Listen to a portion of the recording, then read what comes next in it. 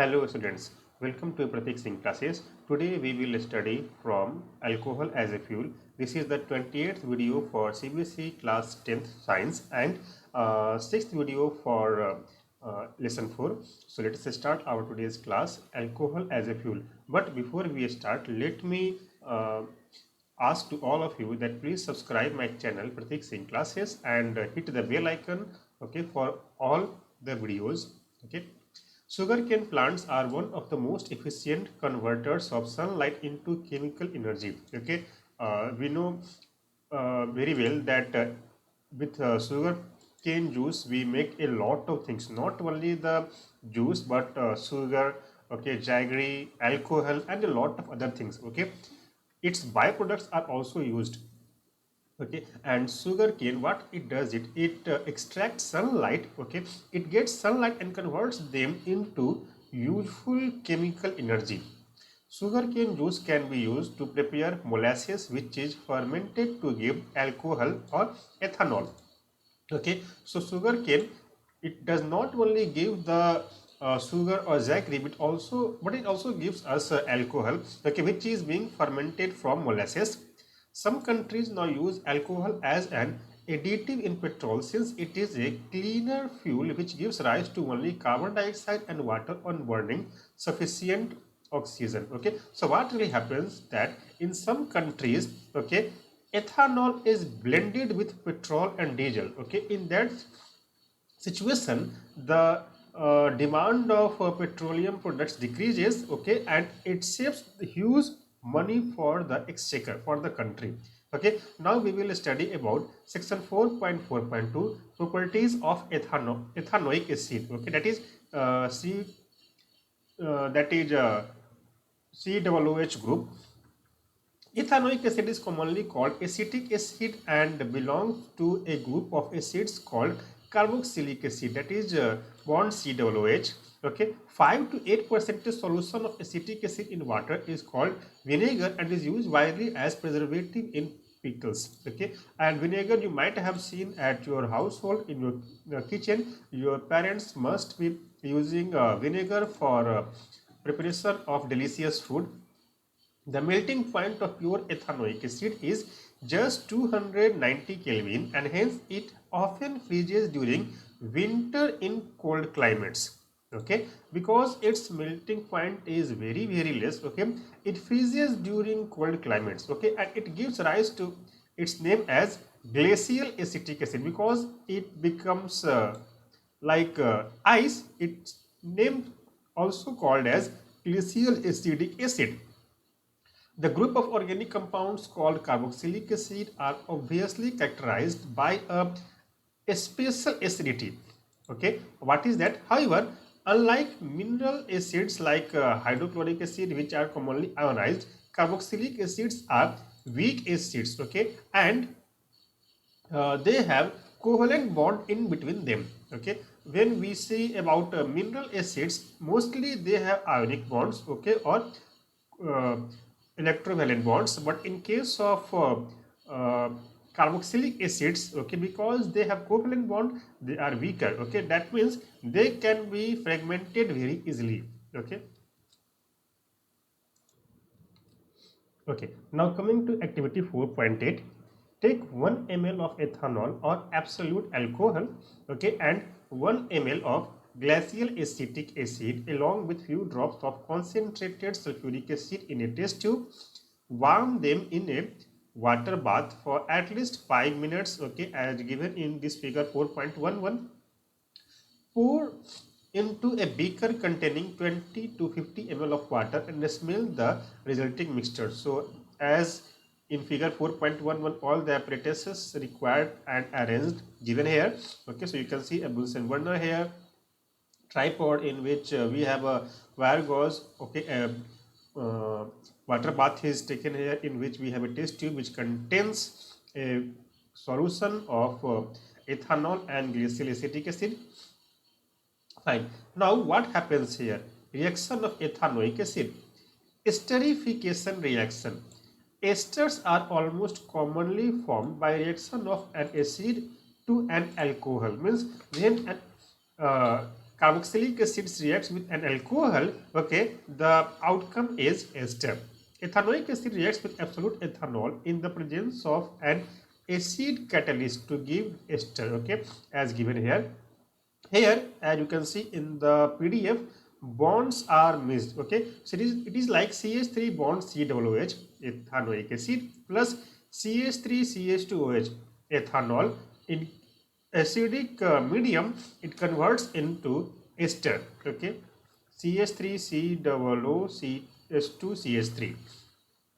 Okay, esters are sweet smelling substances, okay. They smell like sweet fruit, and these are used in making perfumes and flavoring agents for food. All right. On treating with sodium hydroxide NaOH, which is an alkali, the ester converted back to alcohol and sodium salt, okay, of carboxylic acid, and this reaction is known as soapification because it is used in preparation of soap. Okay, about soap you also have to study later. We will discuss a lot of things there connecting with this term which we have just seen now. So here a balanced chemical equation is given. CH3COOC2H5 plus NaOH, it makes C2H5OH plus CH3COONA. Okay, so here this is called, 1 minute, sodium salt of carboxylic acid. So this is sodium salt of carboxylic acid. Now reaction with a base. How does carboxylic acids reacts with a base? Like mineral acids, ethanoic acid reacts with a base such as sodium hydroxide to give a salt, that is sodium ethanoate, or commonly called as sodium acetate, and water as given here. NaOH plus CH3COOH, it makes CH3COONA plus H2O. Here in class 10th, you just have to memorize, you just have to remember, okay, that whenever two different reactants are mixed, okay, what is the product? Okay, in class 11th and 12th you have to study, you have to learn there a complete mechanism of organic chemistry, that why whenever A or B is mixed, why C or D is prepared, why not F or G. Okay, so that is called as a reaction mechanism, which will come in class 11th. No need to go in that depth now because that is not of your concern. How does ethanoic acid react with carbonate and hydrogen carbonates or bicarbonates? Okay, to find it out, let us do this activity 4.9. Alright, set up the apparatus as shown in chapter 2 in activity 2.5, which we already have seen earlier. Okay, if you remember or not, just turn the books. Take a spatula full of sodium carbonate in test tube and add 2 milliliter of dilute ethanoic acid and observe what happens there. Pass the gas produced freshly prepared lime water, okay, and you will see that the lime water has converted into milky in color. Can the gas produced by reaction between ethanoic acid and sodium carbonate can be identified by this? Yes, okay, because here what happens is lime water converts into milky, that means, okay, it is the presence of carbon dioxide gas. Okay, and repeat this activity with sodium hydrogen carbonate instead of sodium carbonate and see what happens there. Okay, reaction with carbonates and hydrogen carbonates. Ethanoic acid reacts with carbonate and hydrogen carbonate to give rise to a salt, carbon dioxide and water, and the salt produced is commonly called sodium acetate. Okay, so you can see here 2CH3COOH plus Na2CO3. Okay, it gives 2CH3COONA plus H2O plus CO2. Okay, so as you can see here, decomposition reaction happens, okay, and we get carbon dioxide and water as byproduct with sodium acetate. Okay, and CH3COOH plus NaHCO3 makes CH3COONA plus H2O plus CO2. Okay, now coming to soaps and detergents. Okay, we use them in our day-to-day life. Okay, it is a highly chemical substance. Okay, but how does a soap react? Okay, what happens when we wash our dishes, when we wash our dirty clothes with the soap or detergent? Okay, soap may be in any form, it may be solid, it may be liquid. Okay, so how does it work? How does the soap, okay, removes stains from the cloth? Fine. Activity 4.10. Let us see what happens here. Take about 10 milliliter of water in two test tubes. Okay. Add a drop of oil, cooking oil, or both the test tubes. Okay, and label them A and B. So in both the test tubes, you have to put some cooking oil. Okay. To test tube B, add few drops of soap solution. Okay. All right.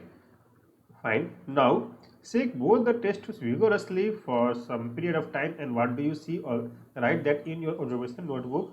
Can you see the oil and water layers separately in both the test tubes immediately after you stop shaking them? So what happens there is, in test tube A, when you haven't put any soap, okay, there after the shaking, after you stop shaking, okay, the oil and water will separate. Okay, they will separate in different layers. But in case of test tube B, where you have put soap also, the oil and water will form a foam there. The oil, water and the soap solution will form a foam there. Leave the test tube undisturbed for some time and observe, does the oil layer separate out? In which test tube does this happen first? Okay, so it will happen first in test tube A because no soap is there. Now let us see, when we add soap, what really happens.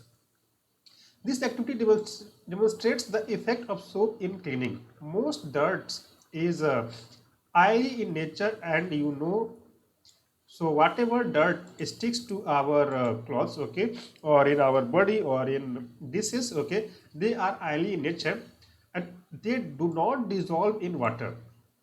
The molecules of soap are sodium or potassium salts of long chain carboxylic acids. Okay, the ionic end of soap dissolves in water while the carbon chain dissolves in oil. Okay, as you can see given in this picture. Okay, in this picture 4.12.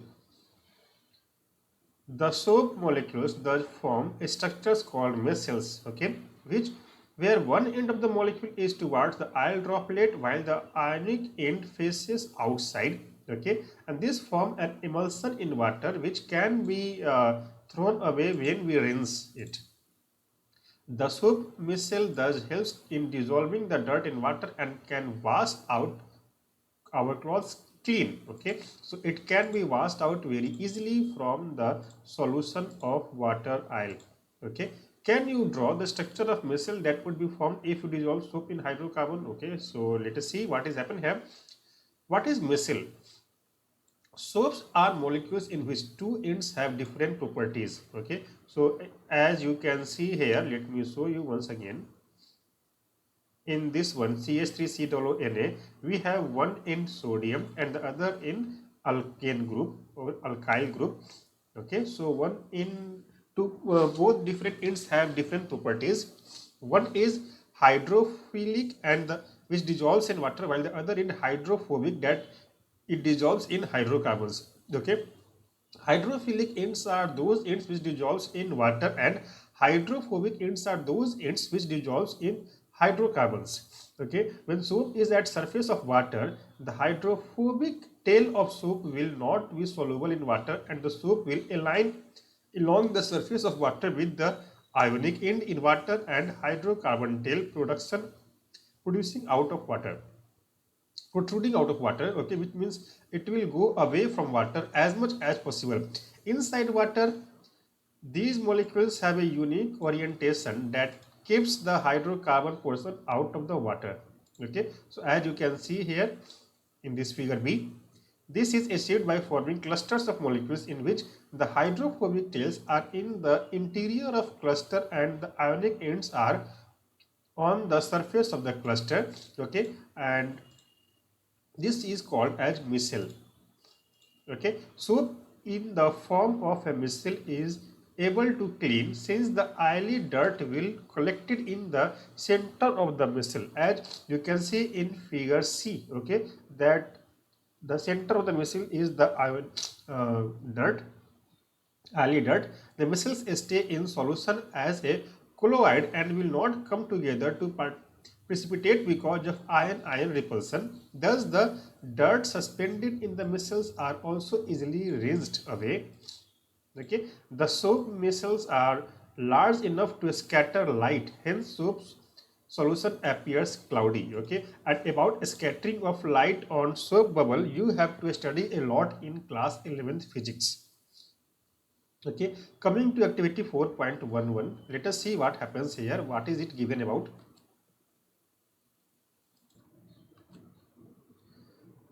Take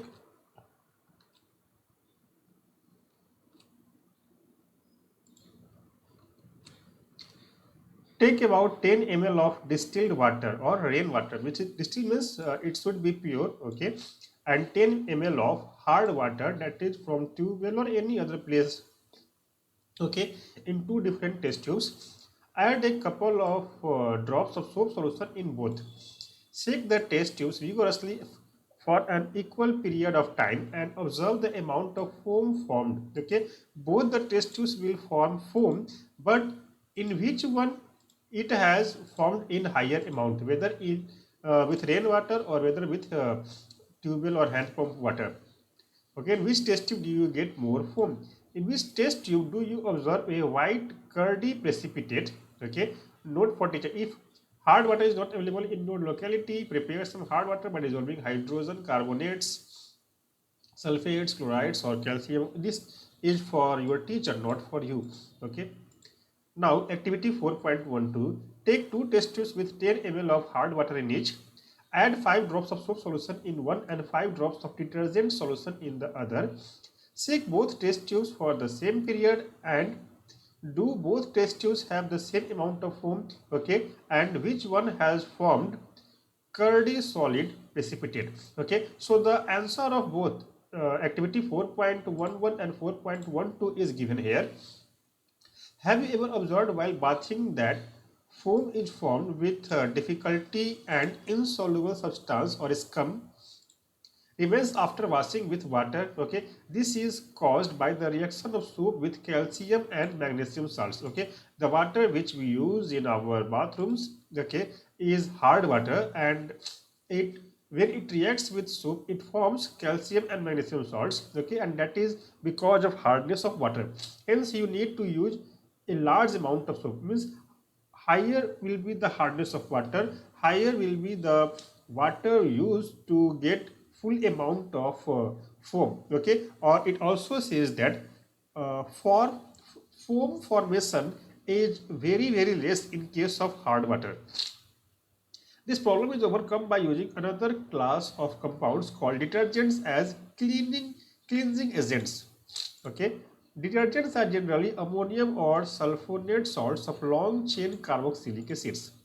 Okay, the charged ends of these compounds do not form insoluble precipitate with calcium and magnesium ions in hard water. Thus, they remain effective even in hard water.